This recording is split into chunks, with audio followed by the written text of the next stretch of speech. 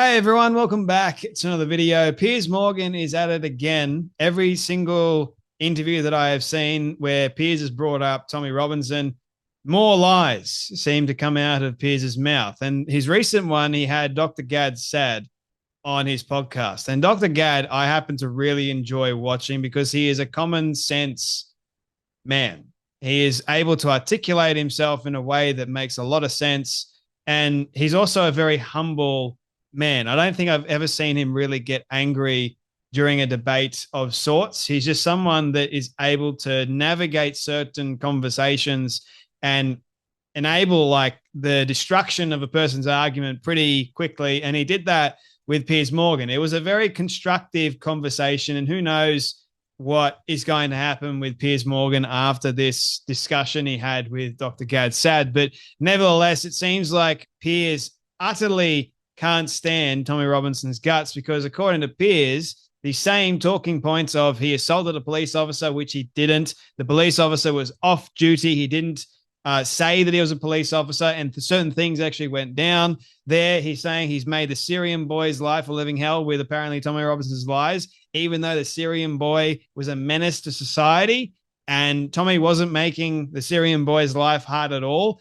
Like, Piers is supposed to be a journalist, right? And he's not doing the right things that a journalist should do. Instead, you've got the same talking points that Nigel and Starmer are all saying, same with Piers. How can it be that you've got Jordan Peterson, who's one of the smartest people we've got, Dr. Gad Saad, who is another smart intellectual person. You have countless other people as well that are coming to the defense of Tommy Robinson and saying that he's not wrong. And Piers actually said something, I'll show you the clip in just a moment, that really interested me. Like, he doesn't have a problem with Tommy exposing the Muslim grooming gangs. He's got no problem with that whatsoever. He just thinks that Tommy's message is too much. He thinks that Tommy is talking way too much rubbish, apparently. So it's not necessarily the work that Tommy has done to expose the gangs. It's more so, according to Piers, he's too strong in his approach. My problem is that's not true at all. Tommy's not strong enough, in my opinion. Tommy needs to be stronger. He needs to go harder. And people like Piers also need to go harder when it comes down to dealing with Muslim grooming gangs and the atrocities that happened. Tim Pool recently was on Piers Morgan Uncensored, and he said this, right? And I have to warn each and every one of you, it is quite graphic what he said, but have a watch. And right. So when I see Tommy Robinson in the United States, and again, I'm not telling you you're wrong. I'm saying we don't believe that the attacks against Tommy are all entirely based on he's a bad guy who did bad things. You may be right. I don't know. I'm not from your country. What I see is your country covered this up. The things that were done to these little girls, I'm going to say it. They put a pump in the ass of a 12-year-old girl to expand it so multiple men could her, and your country covered that up and then told me Tommy was the bad guy. And so I'm just like, look, man, I don't know. But when I heard that, I said the U.S. should be sanctioning the U.K. or doing whatever they can to remove all of those from power. I think they deserve prison for covering this up. I think if you don't mind me saying, you're conflicting. So Tim Pool essentially ripped Piers Morgan a new one. So here's I think it's a meme, or a graphic that shows or shares exactly what Tim Pool was trying to say in that short little clip, right? Or in his speaking point.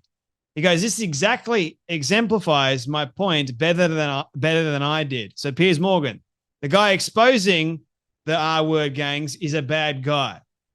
Did the people protecting the R-word gangs tell you to say that? Like, that's what interests me about all this. We'll get to Gad Saad in just a moment because what he said is also brilliant.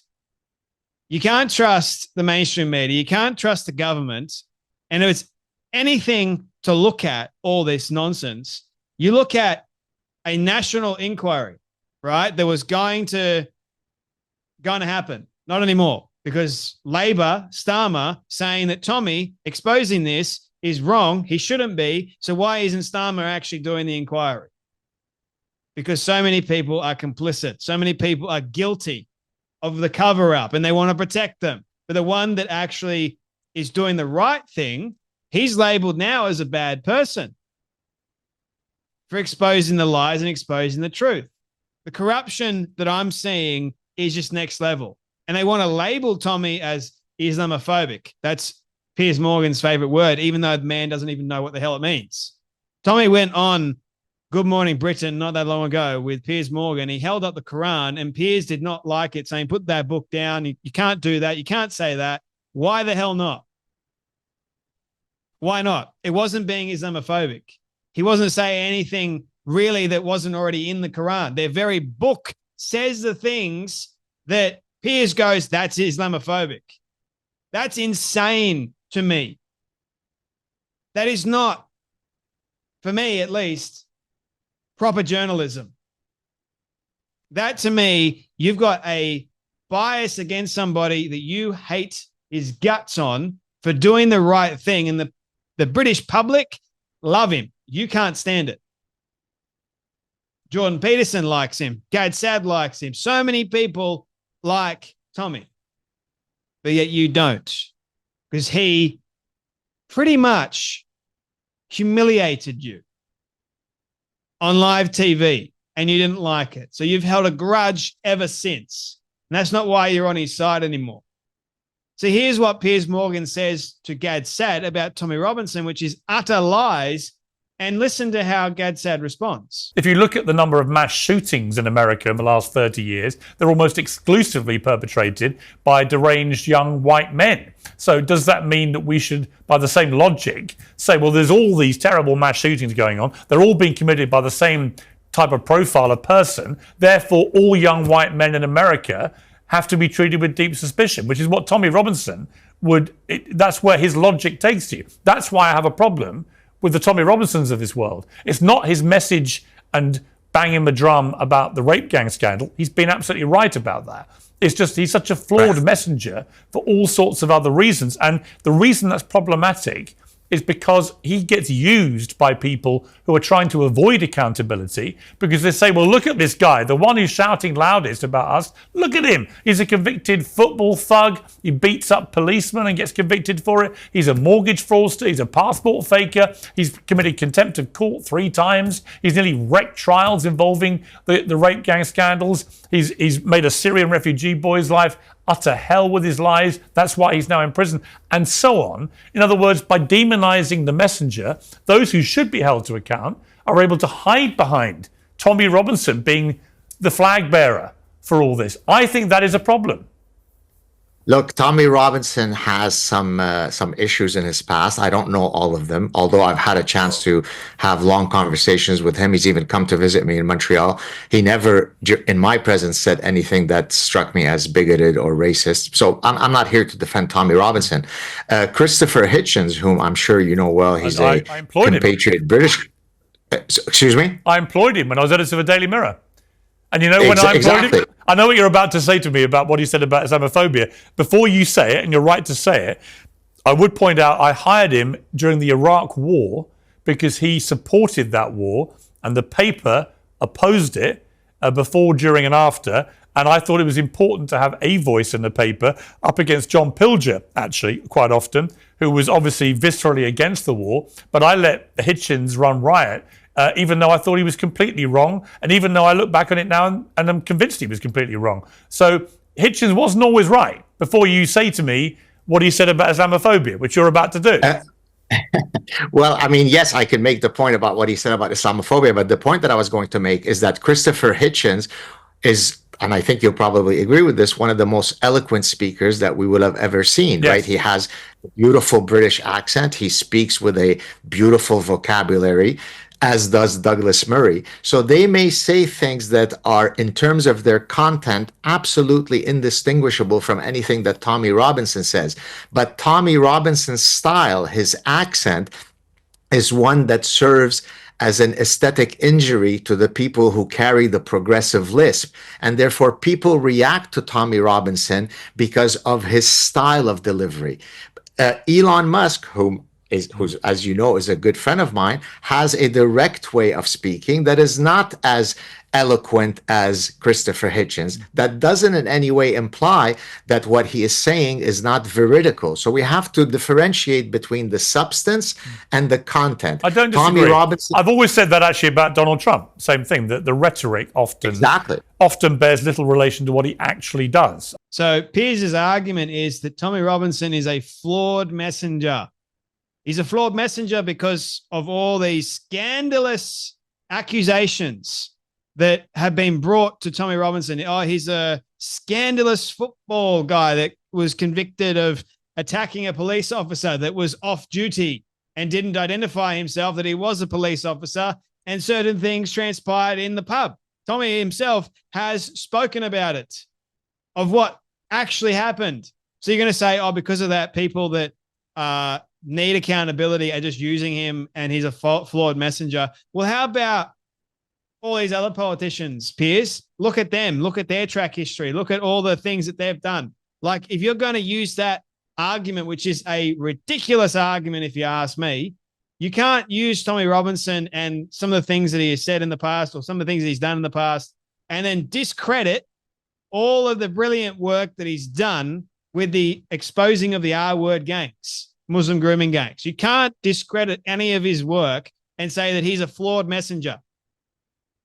You can't do that. That's not fair to him. It's not fair to any of the victims either, because if it wasn't for Tommy and several other people, how in the world would any of this get exposed? And you're like, oh, people that need accountability won't get accountability because they're using Tommy as a scapegoat. Like, it's absurd. So don't use that as an argument, Piers, to just try and cover up your hate.